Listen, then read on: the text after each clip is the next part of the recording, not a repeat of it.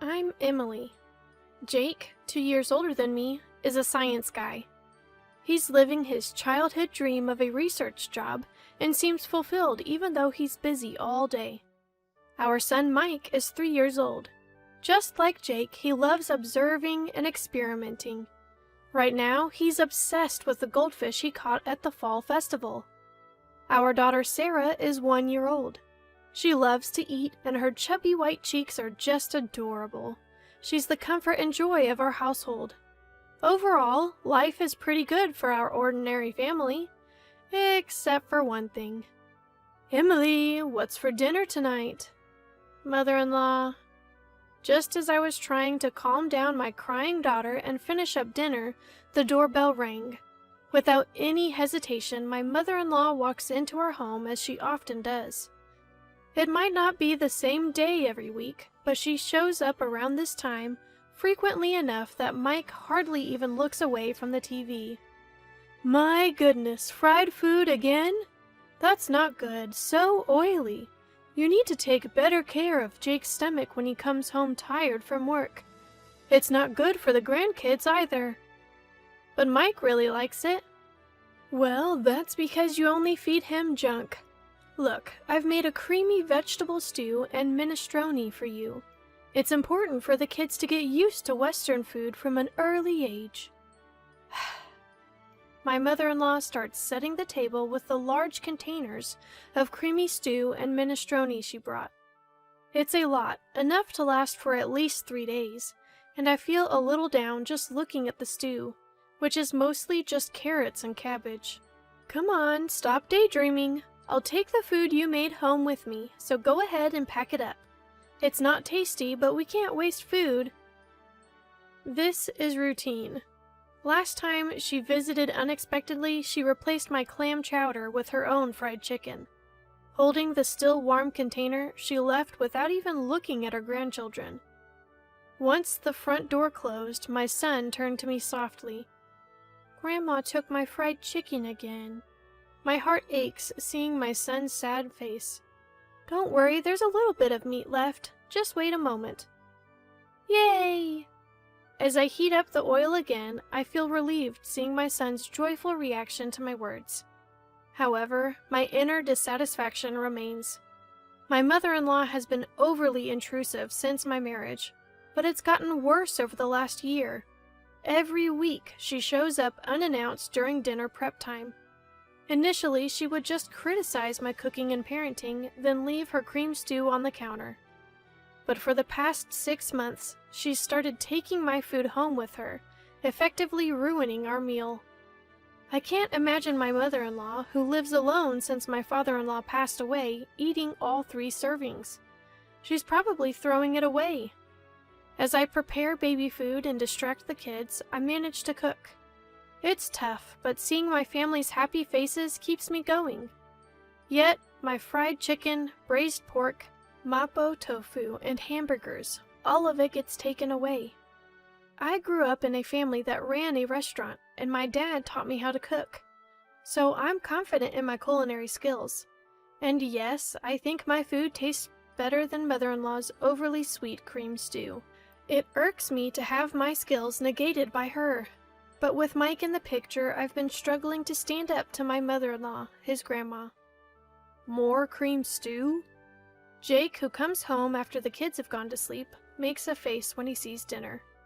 Since only Mike's share of fried chicken was left, I served Jake a large platter of the cream stew. What can I do? It's what mother-in-law brings over. If you don't like it, you tell her.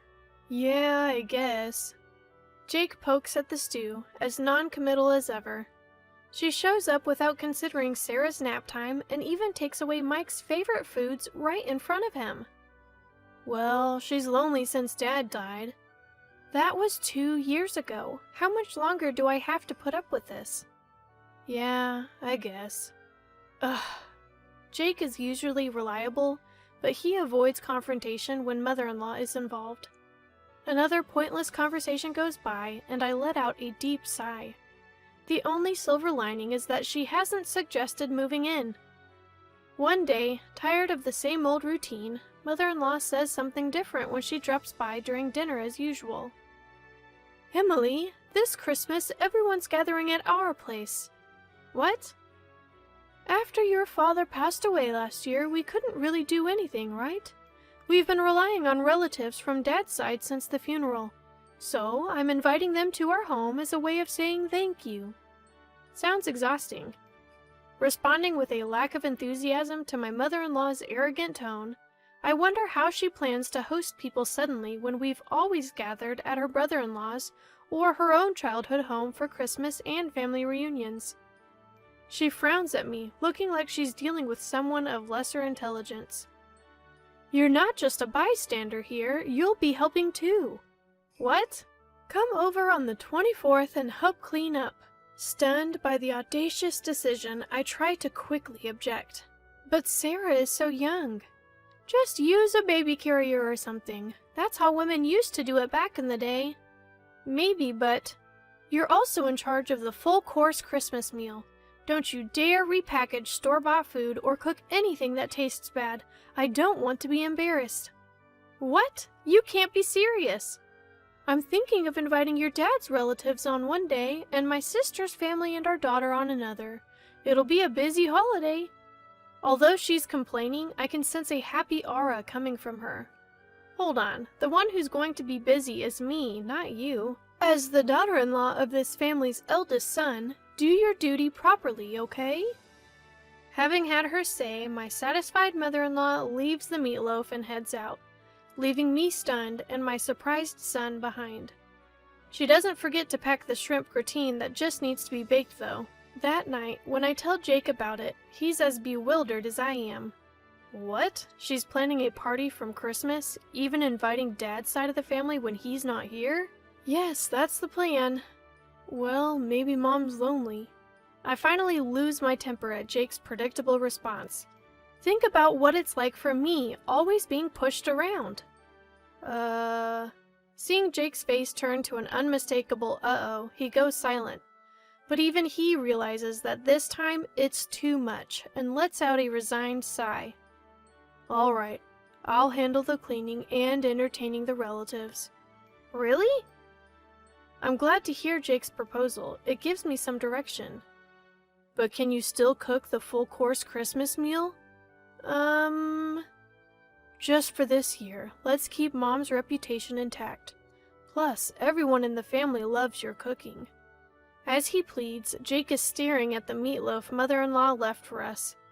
I mean, it's hard to say no after making a concession. Fine, just for this year. Thanks. Man, I can't wait for Emily's Christmas feast. Geez, you're in high spirits, aren't you? Being praised isn't so bad, and I don't mind cooking for people. So, I brace myself that it's just for this time and agree to prepare a full-course Christmas meal. When I tell my mother-in-law that Jake will stay over to help with cleaning, she makes a displeased face and says, "How could you let the man of the house do such things?" But she seemed reasonably satisfied seeing Jake bustle around at his parents' home for my sake. And then comes Christmas lunchtime. Emily, is the corn soup ready? I'm preparing the croutons now. I scurry around the kitchen, getting the carpaccio and corn soup ready. You're so inefficient. I'll bring the food myself. I'm sorry. If you're going to complain, try preparing a meal for 20 people. It's really, truly exhausting. Finally, the serving is done and I sit down at the party. Jake seems to have put our daughter down for a nap in another room. Preparing a full-course Christmas meal for 20 people was hard, but it feels good to see everyone enjoying my cooking. However, that good feeling lasts only a moment. This quiche looks so beautiful, it's like something you'd buy. Thank you? Geez, you're good at flattery. This carrot slaw is perfectly balanced with the vinegar. The orange scent really freshens up your mouth. That's because Christmas meals tend to be rich, so I made it a bit more acidic. Something's off. Every time someone tries to compliment my Christmas cooking, mother-in-law interrupts. Something is not right. And the source of this awkwardness is revealed by Sophia, father-in-law's sister. Emily's mother-in-law is such a great cook, isn't she? Excuse me? Confused, I let out a dumbfounded sound. Unperturbed, Chatterbox Sophia continues her story. Did Olivia make this entire Christmas feast? That's amazing! Huh? I haven't cooked a full-course Christmas meal in ages. I was going to leave it to my daughter-in-law, but she's absolutely terrible in the kitchen, and she never comes by, even when I offer to teach her. What? The mother-in-law talks about struggles she never even faced as if they're a given, leaving me puzzled. Oh, Emily, you should really take after Olivia while she's still well. Jake might miss the taste of home sometimes. You know, the way to a man's heart is through his stomach. Daniel, a relative hanging around Sophia, laughs. It feels like he's mocking me. You know, Olivia, that pork belly stew you made last time was delicious. It's amazing you can cook both Western and Japanese dishes. It's not that big of a deal, but I'm glad you enjoyed it. The mother-in-law smiles and feigns humility, but that pork belly stew was clearly my creation. As I stand there astonished, she mouths, "Go along with it." Apparently, she's been claiming all my dishes, including the Christmas feast, as her own and sharing them with the family. And now she wants me to be complicit in her lie? No way. Especially after she's been criticizing my cooking all this time. Though I want to speak out, I'm overwhelmed by the crowd and find myself speechless. My savior turns out to be my son. Mom, this omelet is really tasty. It looks different than usual, but your omelets are always good. My young son's high-pitched voice echoes through the room, and the noisy adults fall silent. Oh, Mike, this is actually a quiche your grandmother made. Sophia tries to cover for my son, probably out of kindness. But my son responds, astonished. Huh? But it's tasty. What? It's tasty, so it's got to be Mom's omelet. Grandma's omelet is super sweet and gritty. It doesn't taste good. My son passionately insists, gesticulating wildly, leaving the adults exchanging puzzled glances. Of course, the mother-in-law panics. Emily, don't teach the child to lie. Excuse me? Who's the one lying here? Mom, am I a liar? Mike looks up at me, his face full of insecurity. That's when I felt my blood boil. I was foolish. I don't care what people think of my mother-in-law or Jake. I've put up with her because she's Jake's mom and Mike's grandmother. But a grandmother who turns her grandson into a liar just to save face is nothing but evil. If she's gonna make my child a liar, I'll become a demon if I have to. I took a deep breath and straightened my back.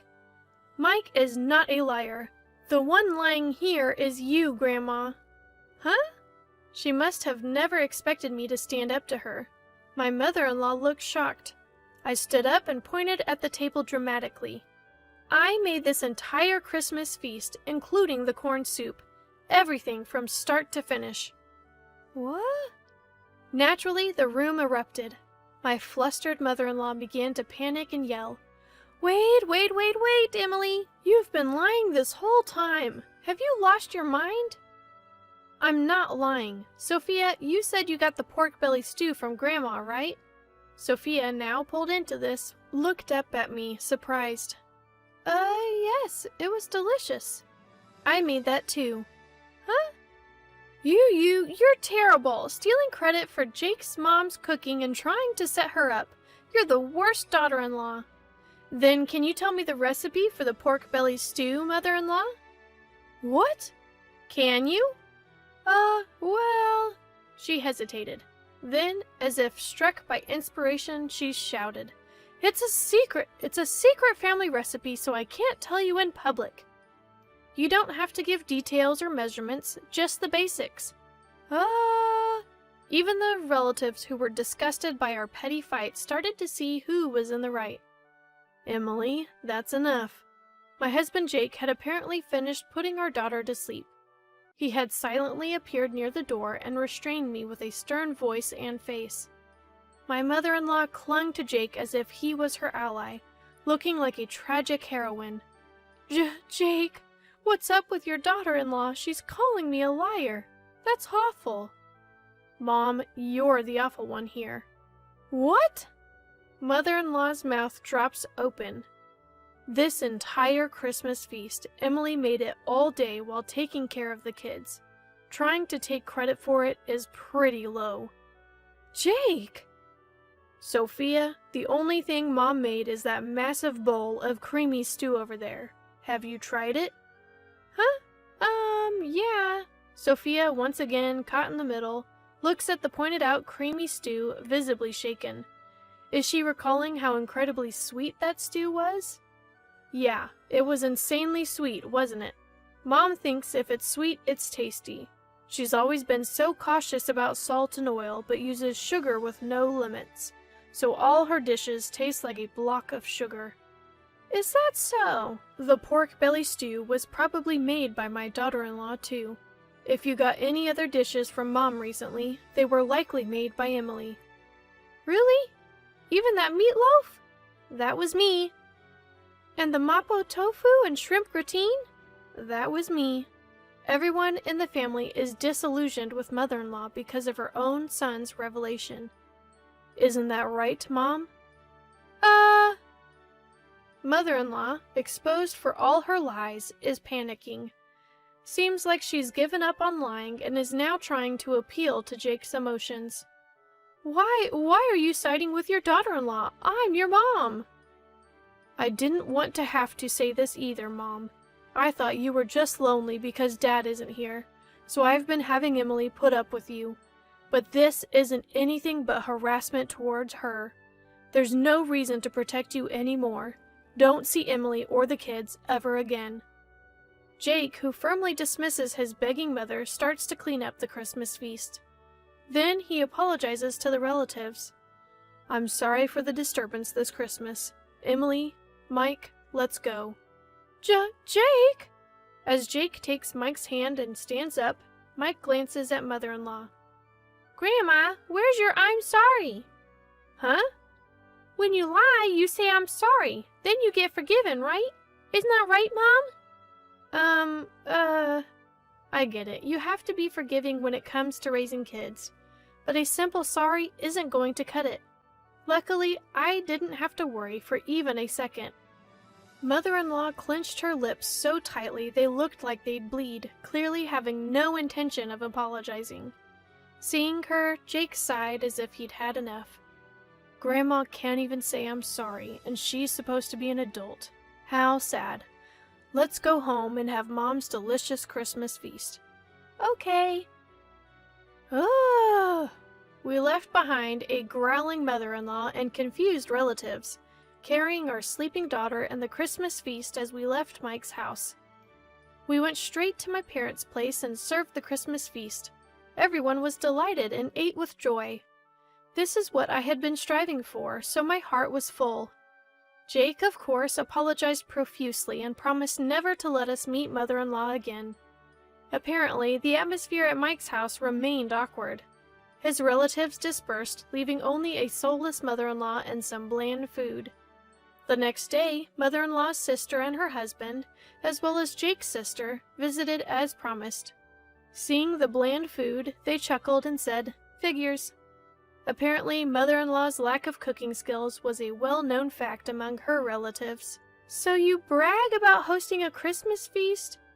I wondered what magic trick you'd pull. Probably just jealous of Emily, who's good at cooking and praised by Jake and Mike. Sorry for the inconvenience, they said. After hearing the details from Jake, my sister-in-law thanked me for my efforts. Sophia also called to apologize. I'm sorry for jumping to conclusions. It turns out Sophia also enjoys cooking, and we bonded over a recipe for braised pork belly. The misunderstanding with Jake was cleared up, and I found new friends who share my cooking hobby. I felt refreshed, enjoying a carefree Christmas.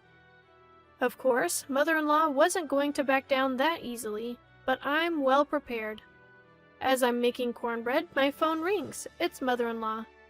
Excuse me, where are you? It's dinner time. Do your duty as a wife. Are you making the same mistake and coming over again? She's furious on the other end of the line. How dare you? I came here because you didn't apologize. Come home and clear the misunderstanding with our relatives. Then I'll forgive you for embarrassing me. No thanks. What? You'll be the one left out by the family. That won't be a problem. What? To begin with, the one who put on airs and got shunned by the relatives was mother-in-law. I've even made plans to cook with Sophia next time. What? Mother-in-law probably never imagined that I'd become close to father-in-law's side of the family. In other words, I'm well aware that mother-in-law has distanced herself from father-in-law's relatives. So, what now? Still got any moves left? I add another blow to the stunned mother-in-law. Also, I'm not returning to that house. What? Yes, the kids and I have been staying at my parents' house since Christmas. We're planning to find a new place to live now that the holidays are over. Initially, living near Mike's family was mother-in-law's strong insistence, but Jake's workplace is actually closer to my parents' house. Didn't Jake tell you to stay away from daughter-in-law? But since mother-in-law can't listen better than a child, we've decided to physically distance ourselves. Right now, Jake is the only one living there, and he'll leave once he's ready. What? Where are you? Who knows? You think you can get away with not cherishing Jake's mom? Yes, because Jake and sister-in-law have forgiven me, it's okay. Well, wait, what? Thank you for everything so far, mother-in-law. I'm so happy I'll never have to see you again. Goodbye. What? Wait a minute! With a bit of a laugh, I hang up on mother-in-law, who's screaming like a villain in a superhero show. Then I block her number to make sure I never have to hear her voice again. 2 years later. Mom, what's for dinner today? Hamburgers. Yay! I love Mom's burgers the most in the world. Sarah loves them too. Sarah loves them too. Dad loves them the most in the universe. Aw, Dad, that's not fair. My family happily waits for my cooking in the living room, playing around, as I fry the burgers in the kitchen. My heart warms up again today, watching them eagerly await my cooking, smiles on their faces.